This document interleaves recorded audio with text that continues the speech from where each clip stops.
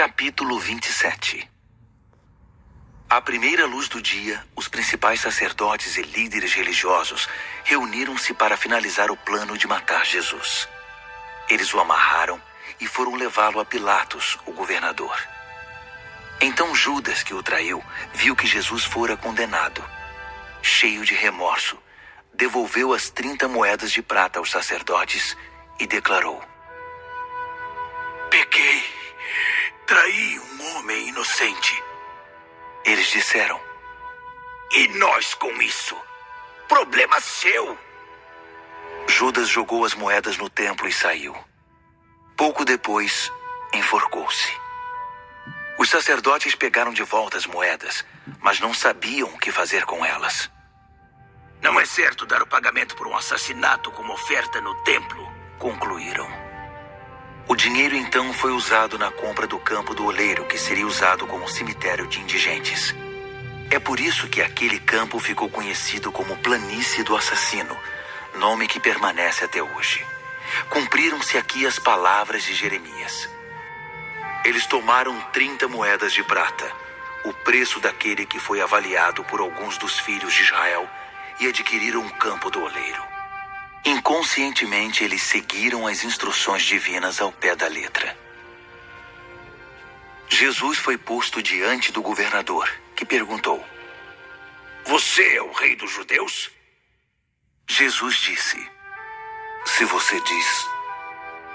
Mas quando as acusações choveram da parte dos principais sacerdotes e líderes religiosos, ele não disse nada.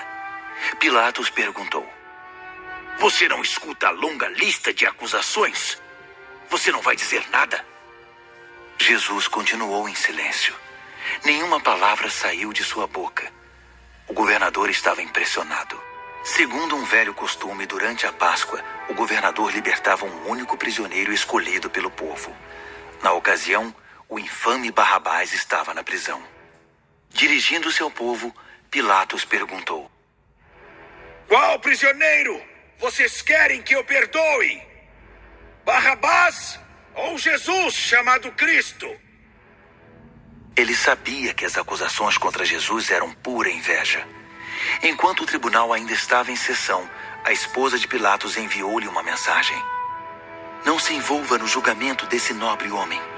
Tive uma noite longa e difícil por causa de um sonho com ele." Enquanto isso, os sacerdotes e líderes religiosos tentavam convencer a multidão a pedir o perdão de Barrabás e a execução de Jesus. O governador perguntou: "Qual dos dois vocês querem que eu liberte?" Eles disseram: "Barrabás! Barrabás!" "Então, o que farei com Jesus chamado Cristo?" insistiu. Todos gritaram: "Crucifique-o! Crucifique-o!" Ele fez a objeção: "Mas por qual crime?" Mas eles gritaram ainda mais alto: "Crucifique-o! Crucifique-o!" Quando Pilatos viu que não estava indo a lugar algum e que o tumulto era iminente, pegou uma bacia com água e lavou as mãos perante a multidão, declarando: "Lavo minhas mãos da responsabilidade pela morte desse homem. De agora em diante, a responsabilidade é de vocês. Vocês são o juiz e o júri." A multidão respondeu: "Assumimos a responsabilidade, nós e nossos filhos." Então Pilatos libertou Barrabás e ordenou que Jesus fosse chicoteado. Depois o entregou para a crucificação. Os soldados designados pelo governador levaram Jesus ao pátio e reuniram toda a tropa para se divertirem à custa dele. Eles tiraram a roupa de Jesus e vestiram-no com um manto vermelho. Fizeram uma coroa de espinhos e a puseram na cabeça dele. Puseram-lhe um bastão na mão direita como se fosse um cetro. Depois se ajoelharam diante dele com zombaria. "Viva o rei dos judeus! Viva!" gritavam. Então cuspiam nele e batiam-lhe na cabeça com o bastão. Quando cansaram das chacotas, tiraram-lhe o manto e o vestiram de novo com suas roupas. Em seguida, levaram-no para crucificá-lo. No caminho vinha um homem de Cirene chamado Simão. Eles o obrigaram a carregar a cruz. Chegando a um lugar chamado Gólgota, que significa Colina da Caveira, ofereceram a Jesus vinho misturado com fel para aliviar a dor, mas quando ele o provou, recusou-se a beber. Assim que o pregaram na cruz, ficaram esperando sua morte. Passavam o tempo jogando dados e apostando as roupas do condenado. Acima da cabeça dele, escreveram os termos da acusação: Este é Jesus, o Rei dos Judeus. Com ele crucificaram também 2 criminosos, um à direita e o outro à esquerda. Os que passavam caçoavam, sacudindo a cabeça e ironizando. Você alegou que poderia destruir o templo e reconstruí-lo em 3 dias. Mostre agora seu poder! Salve-se! Se você é mesmo o Filho de Deus, desça da cruz! Os principais sacerdotes, os mestres da lei e outros líderes religiosos estavam ali, misturados ao povo, divertindo-se e zombando de Jesus. Ele salvou os outros, mas não pode se salvar. Você é o rei de Israel? Então desça da cruz e todos nós acreditaremos em você. Ele estava tão confiante em Deus. Bem, que Deus resgate seu filho agora. Ele não alegava ser filho de Deus? Até os 2 criminosos crucificados com ele participaram da zombaria. Então, do meio-dia às 3 da tarde, toda a terra ficou na escuridão. Cerca de 3 horas da tarde, Jesus gritou bem alto: Eli! Eli! Lama sabachthani! Que quer dizer: meu Deus, por que me abandonaste? Alguns dos que viram aquilo o ouviram e disseram: Ele está chamando Elias! Um deles correu, pegou uma esponja mergulhada em vinagre e ergueu-a numa haste e deu de beber a Jesus. Os outros brincaram: Vamos ver se Elias vem salvá-lo! E depois de outro grito de dor, Jesus deu seu último suspiro. Naquele instante, a cortina do templo rasgou-se ao meio, de alto a baixo. Houve um terremoto e pedras se despedaçaram. Além disso, túmulos se abriram e muitos que haviam sido fiéis a Deus foram ressuscitados. Depois da ressurreição de Jesus, eles deixaram os túmulos, entraram na cidade santa e apareceram a muitos. Quando viram o terremoto e os outros fenômenos, o capitão da guarda e os que estavam com ele ficaram morrendo de medo. Eles disseram: É o Filho de Deus! Só pode ser! Havia ali também algumas mulheres que observavam a certa distância. Elas haviam seguido Jesus desde a Galiléia para servi-lo. Entre elas estavam Maria Madalena, Maria, mãe de Tiago e José, e a mãe dos irmãos Zebedeu. Mais tarde, chegou um homem rico de Arimateia, discípulo de Jesus. Seu nome era José.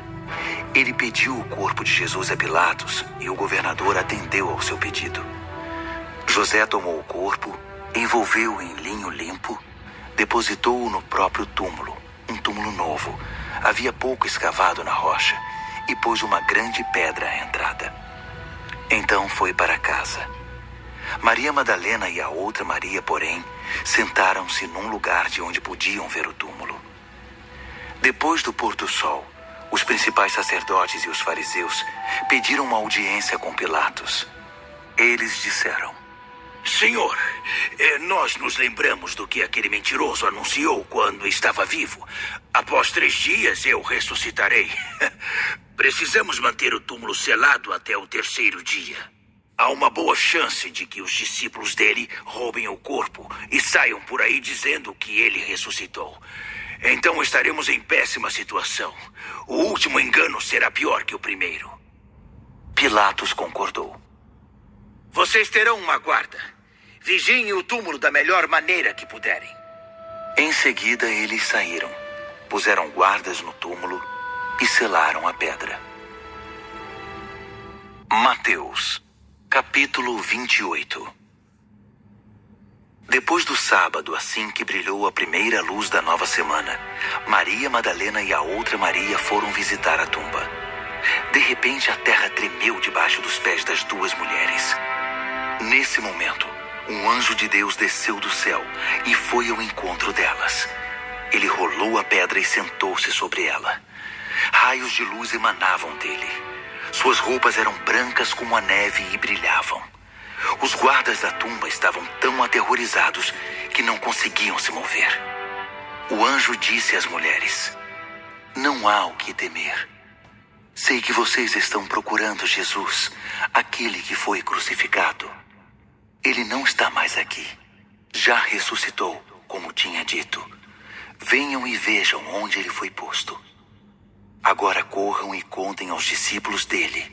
Ele ressuscitou dos mortos. Ele está indo à frente de vocês para a Galileia. Vocês o verão lá. Essa é a mensagem." As mulheres, maravilhadas e eufóricas, não perderam tempo. Correram para contar a novidade aos discípulos. No caminho, Jesus as encontrou. "Paz seja com vocês", ele disse. Elas se ajoelharam, abraçaram seus pés e o adoraram. Jesus disse: "Calma. Vocês estão me segurando assim, temendo pela vida de vocês. Não tenham medo. Vão dizer aos meus irmãos que eles devem ir para a Galileia, pois vou me encontrar lá com eles." Enquanto isso, os guardas fugiram, mas alguns foram para a cidade e contaram aos principais sacerdotes o que acontecera. Eles convocaram uma reunião dos líderes religiosos e elaboraram um plano. Subornaram os guardas com uma grande soma de dinheiro para que dissessem: "Os discípulos de Jesus vieram de noite e roubaram o corpo enquanto estávamos dormindo." Os religiosos os tranquilizaram. "Se o governador descobrir que vocês dormiram em serviço, damos um jeito para que não sejam condenados." Os soldados aceitaram o suborno e fizeram como lhes fora dito. Essa versão, forjada no concílio judaico, ainda está em circulação. Enquanto isso, os 11 discípulos foram para a Galileia, até a montanha que Jesus havia indicado para o encontro. Assim que o viram, eles o adoraram. Todavia, alguns se mantiveram afastados, pois não tinham certeza se deviam adorá-lo e não queriam se arriscar. Resoluto, Jesus os instruiu: "Deus me autorizou a comissionar vocês. Vão e ensinem a todos os que encontrarem, de perto e de longe, sobre este estilo de vida, marcando-os pelo batismo, no nome tríplice: Pai, Filho e Espírito Santo. Vocês devem ensiná-los a praticar tudo o que tenho ordenado a vocês. Eu estarei com vocês enquanto procederem assim, dia após dia, até o fim dos tempos."